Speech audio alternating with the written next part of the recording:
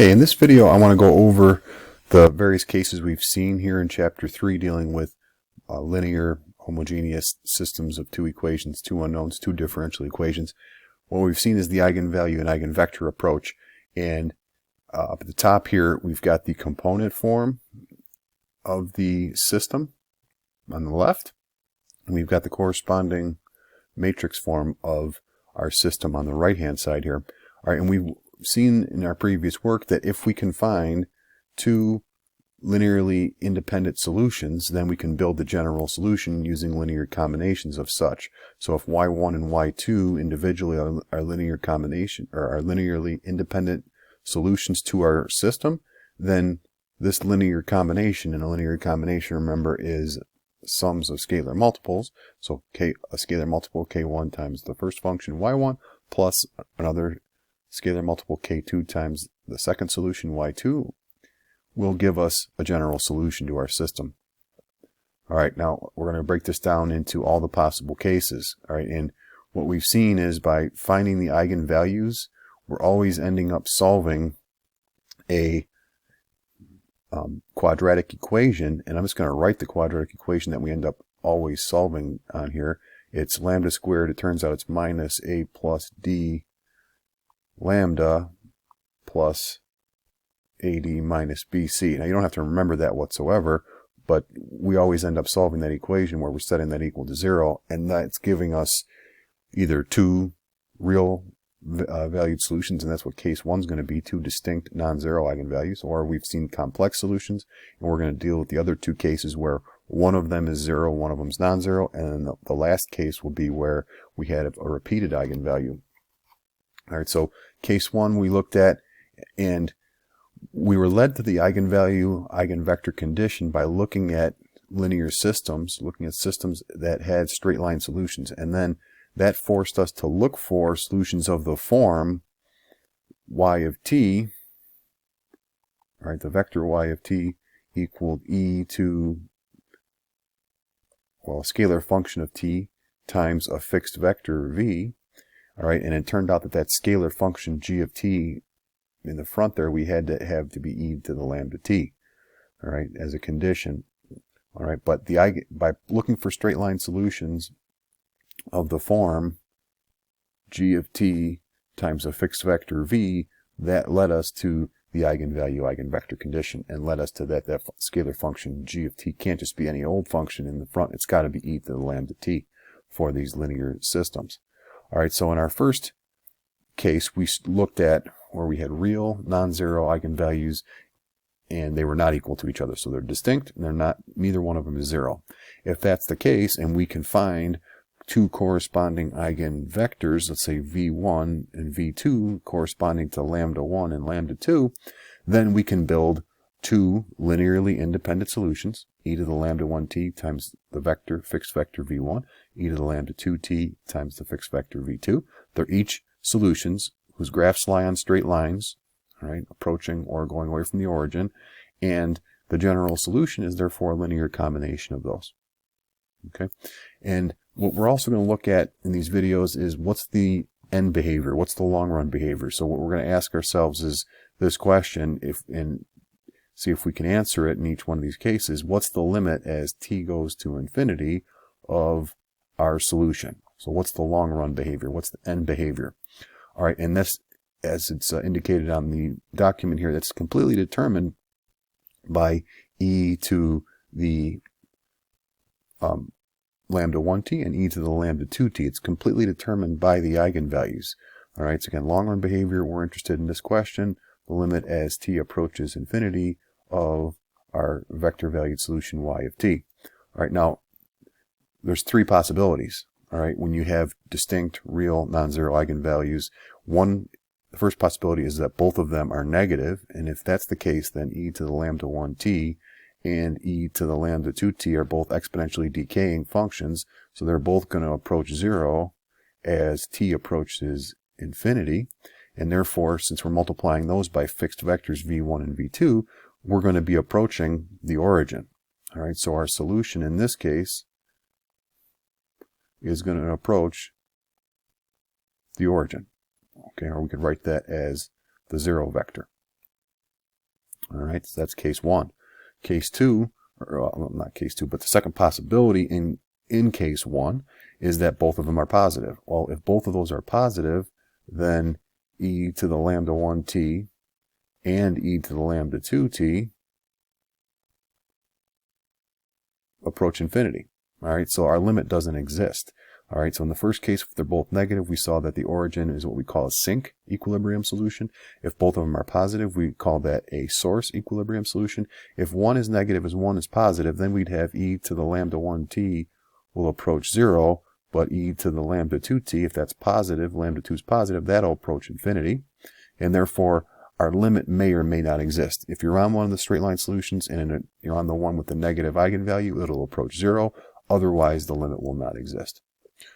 All right, and one thing that's going to be reiterated in each possible case here is thinking about the component functions and noticing what they are involving. What we mean by that is if we multiplied the k1, going back up to the top here, if we multiplied k1 e to the lambda 1t into the vector v1, and we multiplied k2 e to the lambda 2t, that scalar function of t, to each component and then added together, what we'd find is we'd have a linear combination, a sum of scalar multiples of e to the lambda 1t and e to the lambda 2t. All right, so for this case, we're going to look through an example, and then we're going to maybe do in a separate video case 2 and case 3. All right, so here's an example of the kind of system we've solved before. So we've got on the left again the component solution, component expression of the differential equations and the initial condition. On the right, we've got the matrix format for that. And again, the coefficients of x and y for the first and second equation are the components or entries of the matrix on the right side there. All right, it can be shown using our normal methods that the eigenvalues for this matrix are -2 and -1. I'm choosing to call lambda 1 -2 and lambda 2 -1. It can also be shown that a pair of corresponding eigenvectors to that are -1, 1, v1, and that's corresponding to, again, lambda 1 and v1 are linked, so that's corresponding to lambda 2, all right, or lambda 1, pardon, which is -2, and the other another eigenvector is 0, 1, and that corresponds to the eigenvalue -1. Now these are the ones I chose to use. Again, eigenvectors are not unique. So if I took any scalar multiple of v1, say 2, -2, 2, or 3, -3, by multiplying it either by 2 or -3, you'd get another eigenvector corresponding to -2. And likewise, any scalar multiple of v2 will also be an eigenvector corresponding to -1 in that case. All right, so once we know the eigenvalues, we know the eigenvectors, that allows us to write down k1 times e to the lambda 1, t times v1. All right, so e to the -2t times -1, 1, plus k2 times e to the lambda 2t, which in our case is e to the -1t, or just e to the -t times its associated eigenvector. All right, and that's our general solution. All right, now going back to this problem, though, we want to enforce this initial condition here. We want to know when our solution is equal to 3, 2, when t is equal 0. All right, so what we do there is we're going to plug in t equals 0 and set the resulting expression equal to 3, 2. All right, now, again, we've seen how to do this before. Just to reiterate this, what we're saying is we're going to plug in 0, and plugging in 0, we can do that using the initial condition. We can set that equal to the vector 3, 2. Plugging in 0 to our formula here, e to the 0 power would be 1. So we'd get k1 times the vector -1, 1, plus k2 times the vector 0, 1. Okay, and this would lead us to the conditions, right? Setting the first components equal and the second components equal, we'd get this linear system of equations. 3 would equal -k1 plus 0 k2. All right, so we don't even have to write that term. I'll just erase it. So that would tell us what k1 is equal to. And then the second equation would be that 2 is equal k1 plus k2. All right, and solving that system gives us k1 is -3. I wrote it down on the next page here. K1 is negative 3 and K2 is 5. All right, so again, we're trying to solve this initial value problem. So the steps were write the general solution down. We did that here. All right, this is the general solution to our example, the system in our example. And then we have to enforce the initial condition. All right, and we've done that. Now what we're going to do is just substitute in what we found for K1 and K2. So I've done that down below here. Okay, and in some of the homework problems, and possibly for graphing this using Desmos or Maple, we might want to actually just express the component functions for what they are. Now, to do that, what I'm doing here is I'm distributing the scalar function of t, the e to the negative 3 e to the negative 2t. We're multiplying that inside to each component of that vector. And likewise, the scalar function of t on the outside, we're going to multiply that inside to each component of that vector. And that gives us the next step here. And then we're just adding our first components and adding our second components. The first component has one term, the second component has two terms, because we can't combine those together. All right, and now notice we can explicitly state what the functions x of t are, right? The first component here is what we're going to call x of t, little x of t. The second component function is what we call little y of t. All right, so those functions are, the main thing to notice here is that they're linear combinations of these two functions, e to the negative 2t and e to the negative t. And keep in mind, those were the eigenvalues for this matrix, right? We had lambda 1 was negative 2, and for our problem, lambda 2 was negative 1. Okay, so for that system, this is going to be true for any linear system with distinct non-zero eigenvalues. Any component functions, the components of any solution to that system, will be linear combinations of e to the lambda 1t and e to the lambda 2t. That always has to happen. What I've done also here is graphed the solution in the direction field.